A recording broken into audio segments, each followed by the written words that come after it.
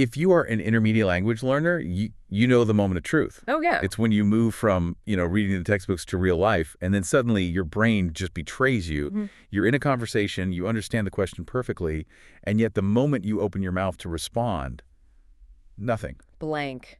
Total freeze. It's the infamous blank mind syndrome. It is. And it's that gap, really, between the theoretical stuff you know and actually being confident enough to apply it. We all dream of that shortcut to fluency, right? Yeah. But the traditional methods, they often fail us right at that critical speaking moment. Exactly. Your brain is full of grammar rules, but your tongue is just empty of words. And that is exactly what we are deep diving into today.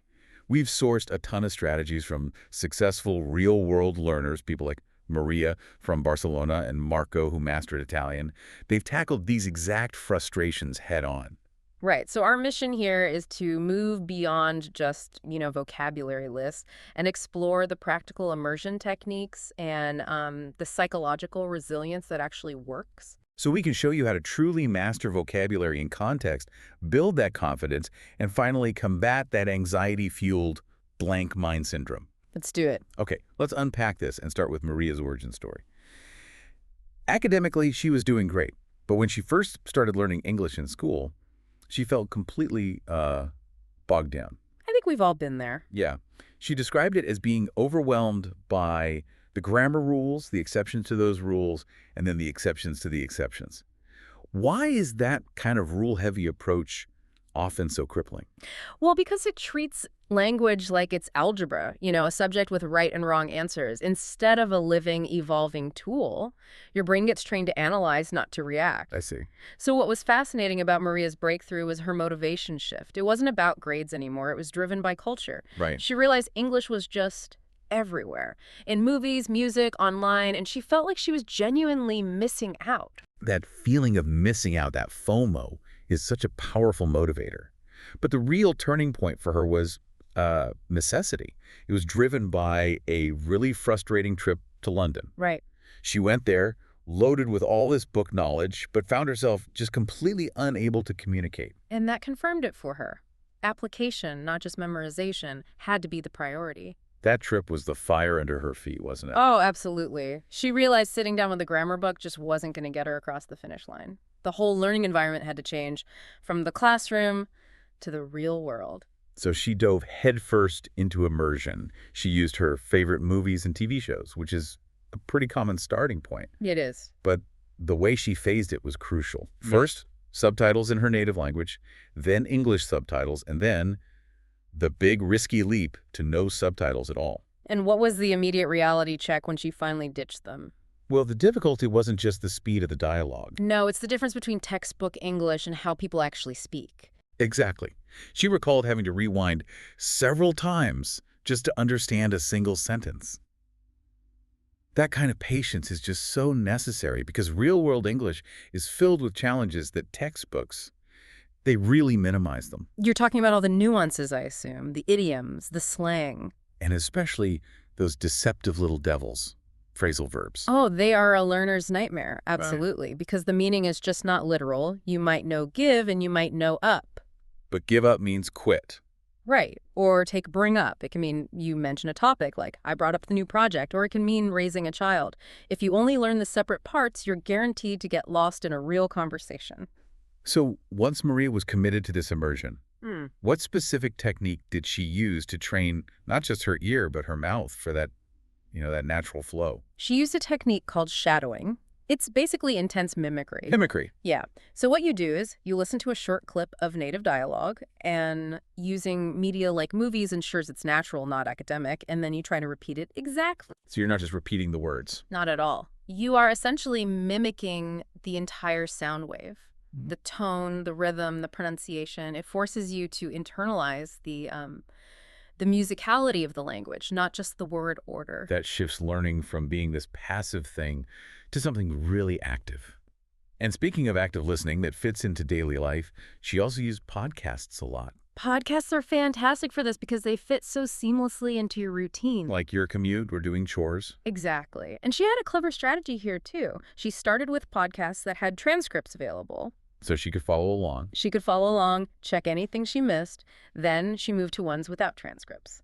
It sounds really intentional, like she was training her brain to let go of needing that perfect word-for-word understanding. Precisely. It trains your brain to focus on getting the gist of the conversation.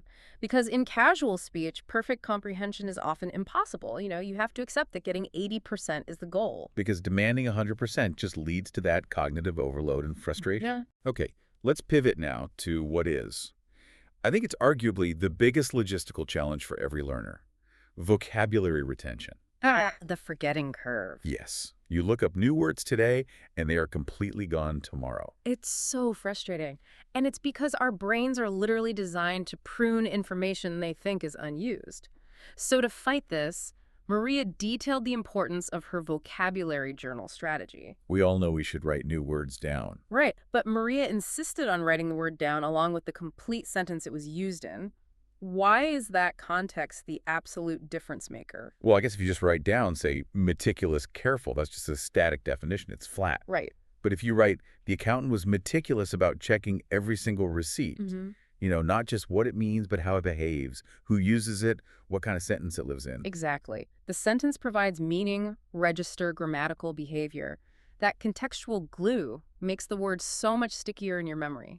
And she paired that with the scientific heavy hitter: spaced repetition. Why is that specific, systematic timing so much better than just, cramming your notes? Because cramming only creates short-term superficial memory. It doesn't move knowledge to your long-term system. Spaced repetition actually exploits the forgetting curve. So you're reviewing things at specific intervals. Specific, strategic intervals. After a day, then a week, then a month. By consistently revisiting the information right before you're about to forget it, you're telling your brain, hey, this is important, keep it. And she used specific tools for this, like the Anki app.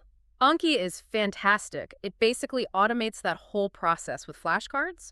It uses an algorithm to track your memory and shows you the words you're weakest on right before they'd slip away. So it's personalized. Very. And beyond the tech, she also advocated for creating personal associations.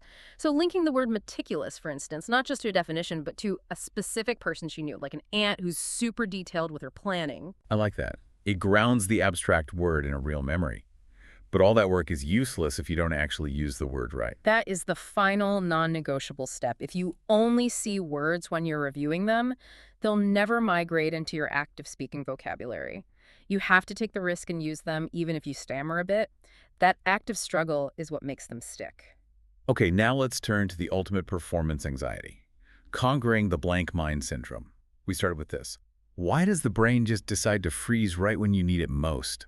It's a response to intense nerves and what we call cognitive overload. When you're trying to speak a non-native language, your brain is juggling so much. It's recalling vocabulary. Applying grammar rules, monitoring your pronunciation, trying to form a coherent thought, all in real time under social pressure. It sounds like trying to run multiple high-demand apps on an old, slow computer. That is the perfect way to describe it. It feels exactly like a system crash. Yeah. And the system shuts down to protect itself. So the antidote, as Maria and Marco both found, is low-pressure practice.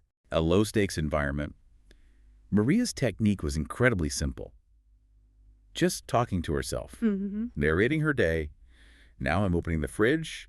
I need to put on my shoes. It sounds a little silly, but it completely eliminates the judgment factor. It just builds speaking muscle memory.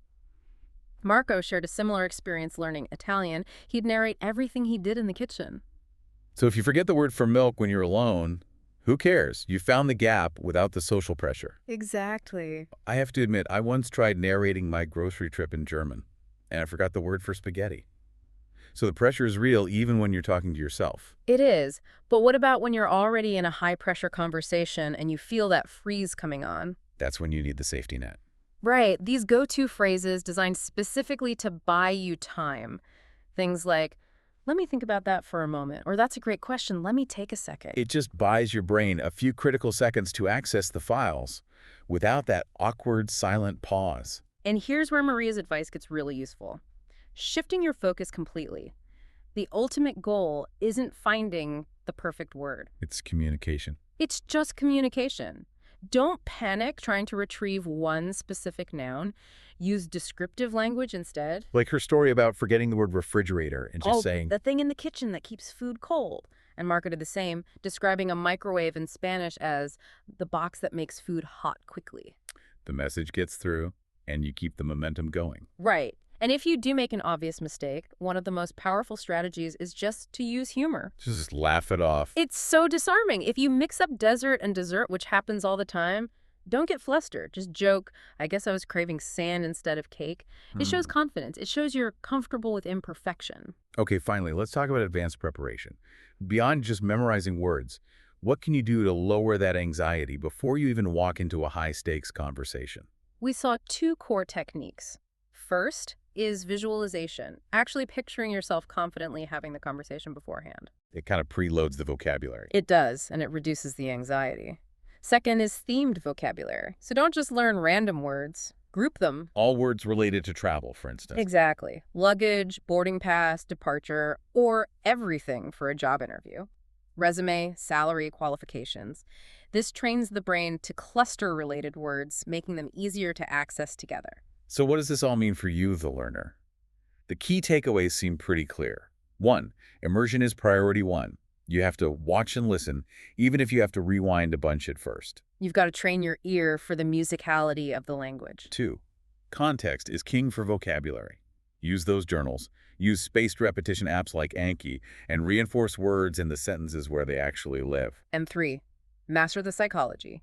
Use self-talk, have those go-to phrases ready, and focus on clear communication over being perfect. Right. And remember Maria's final tip about the whole process? Be patient with yourself. Consistency is everything. She said, practice a little every day and find ways to make it fun. Music, book clubs, whatever works. Every mistake is just information bringing you one step closer.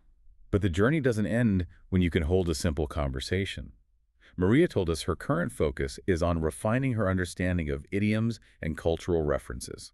Because those are the elements that really make a conversation come to life. They make you sound truly native. And that's the ultimate goal, isn't it? Moving beyond just functional language to truly inhabiting the culture. So if fluency requires moving beyond just the words to understanding why native speakers say what they say, it raises a really important question for you. How can you integrate advanced English practices, like joining an English book club or following news commentary or getting into online discussions that force you to think not just about the vocabulary, but about the underlying shared life experience that generates the language? Because that's the step that transforms learning English from a subject you have to study to a life experience you actually get to share.